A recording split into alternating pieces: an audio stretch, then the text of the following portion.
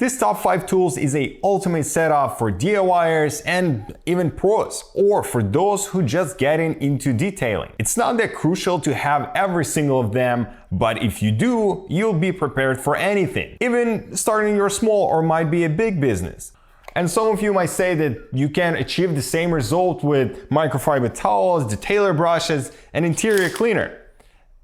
I totally agree with that, but also that's why I'm making this video, because I was one of these guys. So today we'll be going over interior detailer tools that help you to remove old coffee stains from the seats, bad odor from carpet, sticky buttons, and general dirt and grime inside of your car. Some of them also useful for many different tasks. I mean, that one as well, but I'm more referring to something like this.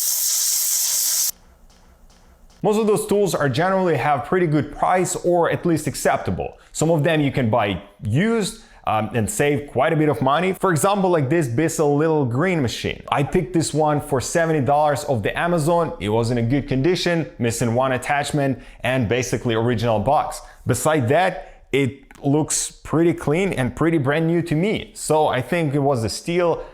Comparing to $120 MSRP. So first up is the choice of the tools. Some of them are best sellers for what they offer, like this little Bissell carpet cleaner, and some of them just a personal pick. For example, like this steam cleaner. It aligns with most of my requirements, like fast heat up time, big size water tank, and most importantly, trigger for steam release. And as a plus, wet and dry steam. Another one is the drills that I use for detailer's brushes.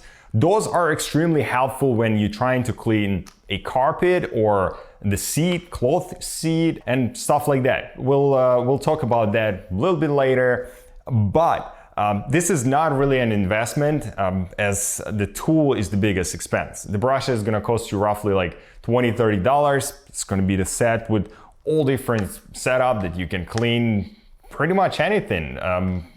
Outside and inside of the car. But in your case, you don't have to go for something really expensive or like the top brands, although I highly anticipate you to go with something better. Because, I mean, you paying for the label, but you also paying for a good quality. Although there's plenty of options like Black Decker, Walmart brand that can cost you roughly $50–60, which is pretty feasible solution for a short period of time. But again, I still would encourage you to go with something more known brand versus some cheap and undeveloped manufacturers. Because, for example, Milwaukee or DeWalt, they have really developed infrastructure. And as you can see, I also have their vacuum cleaner, which is cordless and ran on the same batteries. And they have tons of tools. Impact guns, sanders, or the multi-tool soldering gun, and it's all run on the same battery, which is you buy it once, you spend some money, but then you can add some of those tools to your toolbox. In any case, most of my tools was accumulated throughout the years, and I made many mistakes, like purchasing something inexpensive and totally worthless. Drills, or the cheap drills, shop vac, this steam cleaner, which is $60. I saved like $40 over this guy, which is not perfect, and we'll get the better option for the steam cleaner a little bit later in the video.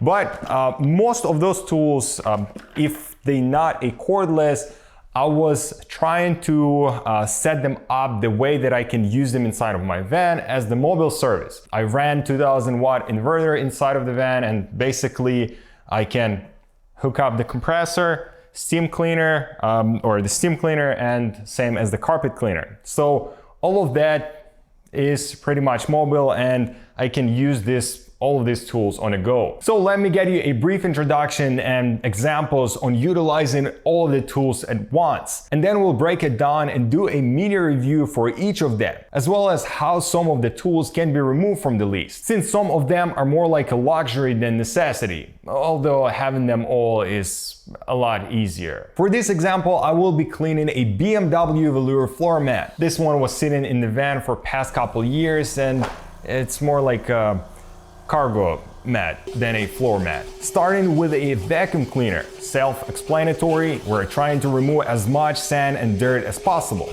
Next part is compressed air with a air blower nozzle, or I call it a turbo nozzle.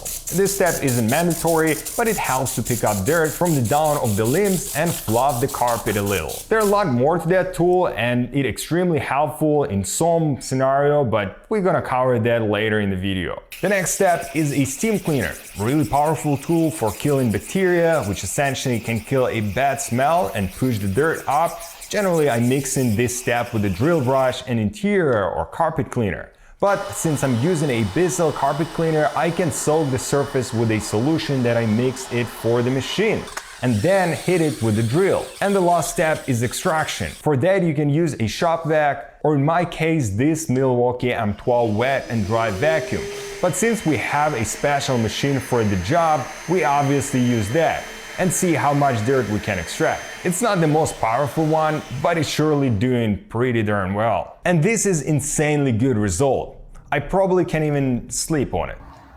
Hey, I didn't know you were here. So this is basically a professional kit. I mean, it's a little downscale from professional. As always, you can go higher and higher and higher, spend more and more, but I think are the essential tools for especially like beginners. In this video, I'm not gonna be going over the basics, like for example, the tailor's brushes or the drill brushes, microfiber towels, interior cleaner, solutions, and so on. But I will still add those into the description below, although we're still going to make a different video on actual detailing and how to clean the car. So with that out of the way, let's get to the tools and start going over which one should you pick, and in the end result, which one you might want to skip for the moment, especially if you're trying to save extra buck. We are starting with essential tools, as for example, a drill and drill brushes. Those are, in my opinion, the most or the best tools for money you spend and for amount of things you be able to do with that. As I mentioned earlier, you definitely can go with something cheaper, as Walmart brand for example, and get few extra batteries with it. But those tools have ecosystem. And basically, you're not really buying a tool, but more like batteries, because those are most expensive parts from basically entire lineup. Back in the days, I started with the M12, which was the great choice, and I owned them for more than 5 years. This was a really good decision on going for something a bit more expensive, like in comparison to the same Walmart brand, and it's reliable. I can run this tool for 20-30 minutes with no problems, like continuously. It would not overheat and stuff like that. So highly recommend you to go with the better or more expensive options as DeWalt, Milwaukee, Makita, Bosch, and so on. It's like on your preference, whichever company you want to go, but they have that infrastructure, they have that variety of tools that you can combine with the same battery and be really happy about it. In any case, I have M12 batteries that I combine with the drill, impact driver, vacuum cleaner, and there is not really a substitution for the battery powered drill, unless you want to use a regular brush. But again, you can get a decent drill for really cheap, although nobody knows how long it will last. But yeah, let's move to the next tool, which is the vacuum cleaner. I would say it's more important than the drill with the brushes, because you need to prepare the surface for brushing. But those two tools are essential and you have to have both of them. In my case, the vacuum cleaner is run on the same batteries as the drills, the M12 batteries, from the upside that I can be completely mobile and basically take that beauty anywhere. From downsides, those batteries are pretty expensive, especially the 5 amps. So you gotta take this in consideration. My point of view on that, or actually I had to go with the cordless because I didn't have a garage back in the days, and I have to be somewhat mobile, and that was the main point. The M12 vacuum is just a great choice as it's cordless and it's light. The main downside is the runtime, as it only can run for 20 minutes on 5 amp M12 batteries. Not bad, but you will need more than one for sure if you are planning on doing this more professionally. So the M12 is more for DIYers than for pros, but if you're just getting into the topic, this is great choice as it can be your starting point. And if you go for M18, that'd even be better and more effective for the longer runtime. The other great thing about this vacuum cleaner is actually can be used as the water extractor, which is substitution for something as this Bissell little green, which we're going to talk about in a second. In any case, the last option is going to be a shop vac, which is, I think, if you have garage and if you mainly plan on working inside of the garage, the shop vac will be your best friend. A, it's powerful. B, it also can be used as water extractor. And C, you don't need the batteries. My best pick will be a DeWalt shop vac. Wet and dry with a 9-gallon capacity and extremely powerful 5 horsepower motor. It also really quiet. The only downside, it will have a cord, but you know, you'll choose one or another. I mean, you can get both of them because the DeWalt is roughly $100. The upsell for this machine is going to be the quietness, how quiet it is, and it's going to be even quieter than the Milwaukee machine, which is 80 dBA. The next stop is going to be a steam cleaner, extremely powerful tool. And if you combine it with the drill brushes and vacuum cleaner, you'd probably be pretty set because it's like this 3 tools is, on my opinion, is must to have. The other 2 is more like a luxury.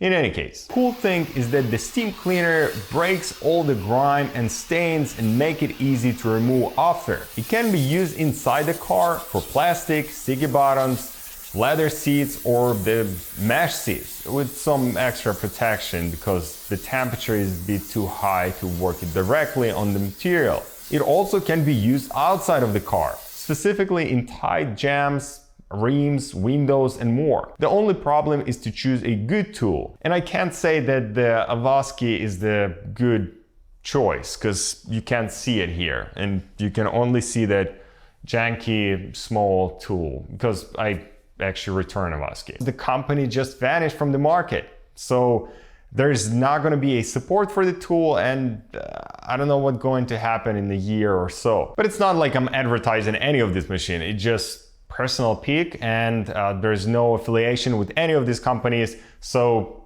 I just sharing my opinion and sharing my experience. In any case, there's a lot of choices on the market that I actually really like and was wanted to get one before getting the Avasky. But I mean, I still gonna get it. Companies like Wagner and McCulloch have really good history of building a really reliable tools and actually professional tools. The Wagner 915E, it's a basic steam machine that takes about 9 minutes to reach a full steam, but offers sustained high temperature output at 212 Fahrenheit. It takes a lot longer to heat up, but it gives you a strong continuous steam, ideal for large surface like floors, upholster, carpet, etc. And it's better for extended session with consistent performance. The other tool and one of the most recommended tools by detailers is McCulloch 1375 or MC 1375. It's a little bit more expensive than Wagner 915E, but it gives you a lot more in terms of features. McCulloch MC 1375 will give you a control over the wet and dry steam option, which controlled by the knob via increasing or lowering the temperature and the pressure. By the way, all of the tools in the video you can find in the description below. Anyway, the main difference between all of these is the water spill and pressure delivery, where Avasky is losing by a huge margin to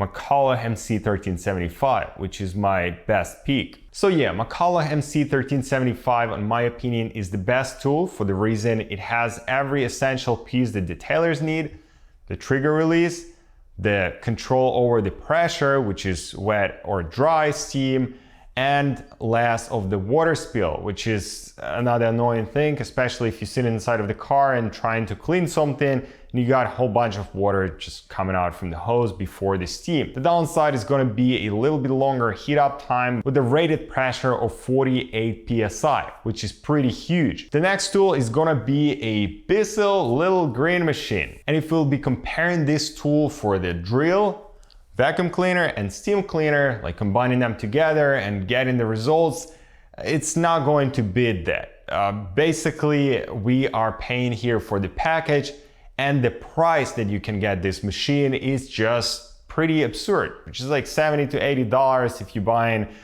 pre-owned or basically refurbished from the Amazon. The cheapest one that I saw is $60. I mean, that's great. You can use it inside of your house, for the carpet, for your sofa, or for the chair, as well as anything that inside of the car. I mean, anything is like cloth seats and the carpet. There are obviously a little bit better machines out there, but as a package, it's amazing in a way. It sprays the cleaning solution that you can purchase in big containers for different purposes. It has brush, which overall pretty ergonomical and convenient, and it acts as a water extractor.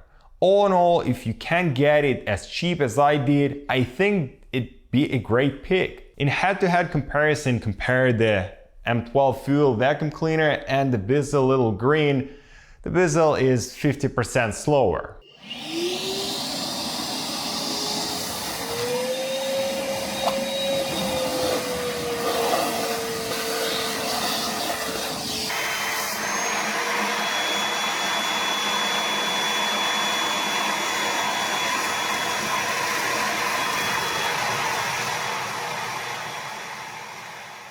So yeah, 5 seconds to suck 1.5 quart of water versus 10 seconds or actually 11 seconds to do the same thing. Also, this tank is rated for this exact amount. It actually cannot hold any more than that. But the vacuum cleaner, the M12, can hold double of this, which is approximately 1 gallon of water. The last tool on the list is going to be a compressor that is not sitting somewhere in the car because I didn't want it to damage anything or scratch the paint.